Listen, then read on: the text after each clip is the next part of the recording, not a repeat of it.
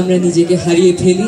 আগামীতেও সত্যেন শিল্পগোষ্ঠী এই ধারা অব্যাহত রাখবে এবং প্রত্যেকটা দিবসে তারা যে ভূমিকা রাখছে তা অগ্রণীয়। কক্সবাজারে এরকম একটা সংস্কৃতি নিয়ে দীর্ঘদিন ধরে কাজ করে আসছে আমাদের মনীষ সাহেব সহ তাদের একটা বিশাল টিম। প্রতিটা ঋতুতে তারা অনুষ্ঠান করে যাচ্ছে, তারা এগিয়ে যান, তারা এই ধারা অব্যাহত থাকুক, তাদের এই কষ্টটা সার্থক হোক। বাংলাদেশের এই অঞ্চলে জনগোষ্ঠীর উপরে বর্ষার প্রভাব সুদূর প্রসারী।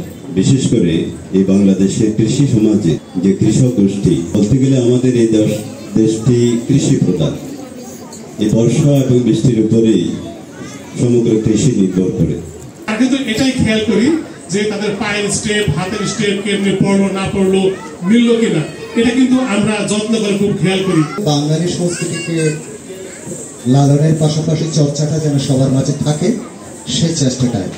দরিয়ানগর সাংস্কৃতিক কেন্দ্রের সাধারণ সম্পাদক নয়ন চক্রবর্তী ও তাদের নৃত্য প্রশিক্ষক সুমি দাসকে আমি মঞ্চে আসার জন্য অনুরোধ করব। এই অনুষ্ঠানটা আয়োজন করার জন্য ধন্যবাদ। ঋতুভিত্তিক যে অনুষ্ঠানগুলো সত্যেন সেন আয়োজন করে থাকে, এবারে আয়োজন করেছে সফলভাবে এবং আমরা চাই আমাদের এই সংস্কৃতি বেঁচে থাক যুগ যুগ ধরে। আমাদের যে বাঙালি সংস্কৃতি এটা সবাই লালন করবে। প্রতিবারের যে আয়োজন, এবারও আমরা ঋতুভিত্তিক আয়োজনটি করেছি বর্ষা বন্দনা 1432। আমরা কক্সবাজারের যে নতুন প্রজন্ম তাদের মাঝে শুদ্ধ সংস্কৃতির চর্চার যে তাগিদ, সেই তাগিদের জায়গা থেকে আমরা এই শুদ্ধ সংস্কৃতির জন্য তাদের মাঝে ছড়িয়ে দেওয়ার জন্য আমরা কাজ করে যাচ্ছি।